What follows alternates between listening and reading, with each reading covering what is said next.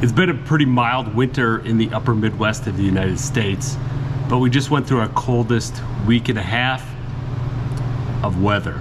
Daytime temperatures did not get much above 0 degrees Fahrenheit, maybe in the single digits for a week and a half. So I'm located about 5 hours car ride north of Chicago. And this was the weather that we shared with the Chicago region, a little bit warmer there than what we have. About the Tesla graveyards and the cars dying and the chargers overwhelmed and the cars won't charge. So all these big headlines that you used. And if you dig deeper, it affected all electric cars. It wasn't just Teslas, but they just happened to be the most plentiful because they're the most successful electric car company so far. So during this time, I paid special attention to my vehicles, and I did a couple trial runs and show you my experience through this extreme cold weather in my area, having 2 Tesla vehicles in the family. What was my experience during this first winter having these, and what did I learn? I'll run you through a couple scenarios and then give my lessons learned at the end of this video. I try to be pretty pragmatic and not sensationalize anything, but there are some significant learnings that I have after going through this experience. This is one of the coldest mornings for a Tesla. We're going to test it out this morning. I do keep it in a heated garage, which we're in now, 63 degrees. Our journey to work there, saying we'll get there at 61%. Let's see how cold it is out and how the car does in extreme cold weather starting from a warm garage. There's snow everywhere. The one thing I will say, I have been, and my wife has been, very impressed with the handling of the all-wheel drive system on the Teslas on slippery, snow-covered, icy roads.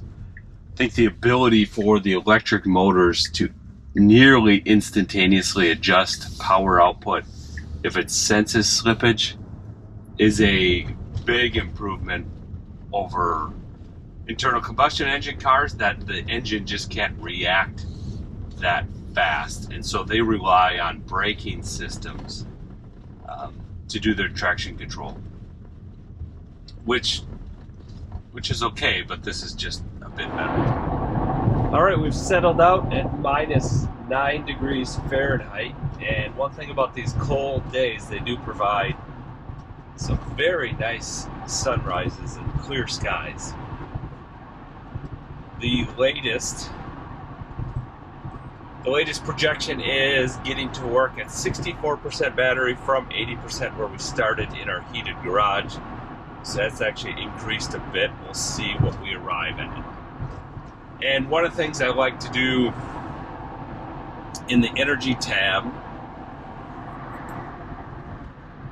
and if you go to consumption, this gives us a really good idea of real-time battery usage and where we're at. See, we're averaging 347 watt hours per mile. That is above the rated range, but for -9, not too bad. We're at work, 61%, still -9. That's exactly what navigation predicted. Do have a charger here, so I'm gonna charge in. That is nice. So this is best case scenario for this type of weather. All right, nice sunny afternoon, just unplugged from the charger. Set the charge limit at 80%. And it was there, but then I turned on climate, and it also heated up the battery in preparation of leaving, and burned about 4% while plugged in yet. So that would be a big drain if you were not plugged in. You know, that might take 10-12% of your battery just to warm up and get ready to go. Made it home with 59%. You can see pretty flat consumption rate the whole way home, averaging 70 miles an hour on the highway. Big dip here as we come into the city and at slower speed. But overall, pretty standard, a little bit higher than normal because it's so cold, increased aerodynamic drag, increased rolling resistance, things like that from the cold weather. increased load to keep the cabin warm for the HVAC system, but nothing too crazy. All right, back in the heated garage. We did go to a high school basketball game, and the car was there about 2.5 hours. So let's take a look. It's a short drive over there, just a few miles. Well, let's take a look at the consumption and see what it's like after this thing sat out for 2.5 hours in 0-degree temperatures. We're gonna see a big difference there, I believe. So this is a chart of the energy usage in the approximately 5 miles. Really, it's not 5 minutes, like 4 something. So really the drive started here after the car sat in 0 degrees. We can see the average usage per mile is way up, even though this initial is like, you know, driving through the parking lot to town, and we do have some 70 mile an hour here, and then this is coming off the highway. But we can see these huge spikes are what it takes to warm up the battery and warm up the climate control system. When we're in those extreme cold temperatures, the heat pump isn't enough to do it, so it actually has to go to electrical resistance heating, I believe, to give the system a boost until the battery's warm enough till it can transition on that heat pump. So that is where the big usage is going to be from, and we were about 50% state of charge. You can see the range was projected to be only 72 miles at that stage. So what have we learned from this? A few takeaways. Ideal scenario, you're plugged in at home in a heated garage like I have. You can go to work or wherever you're commuting to and plug in during the day there if it's outside. Ideally, you'd have another warm area like an underground parking or something like that. That would be absolutely ideal. I'm almost ideal. I have to park outside, but I can plug in at work.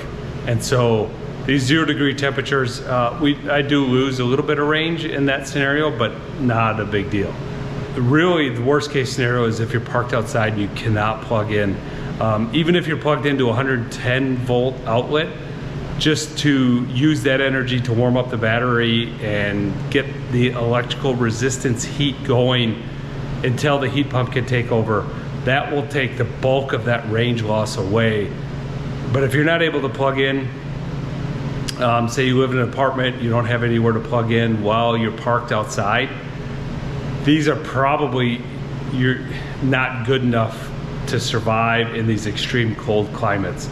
I would avoid a pure electric vehicle if that's your scenario. If you can plug in even a 110 volt outlet in winter, well, overnight especially, then you can make it work for you.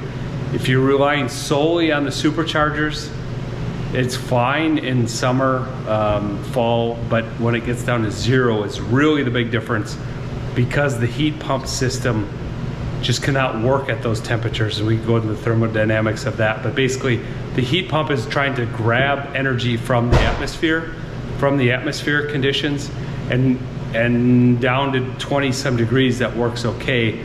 But when you drop below that, it's just too cold to grab any heat or energy from the atmospheric air. So that's why it has to transition to that resistance type heating, and that sucks a large amount of energy. So if you're used to getting away with 30% charge, you might wake up, jump in the car, get going, you're down to 15% before you know it, or worse. And that's why people are getting stranded. I feel a little bit bad for those individuals. Tesla doesn't tell you that. None of the EV manufacturers are going to warn you about that. But it's something you just have to realize. So hopefully, if you're watching this video, you're learning something.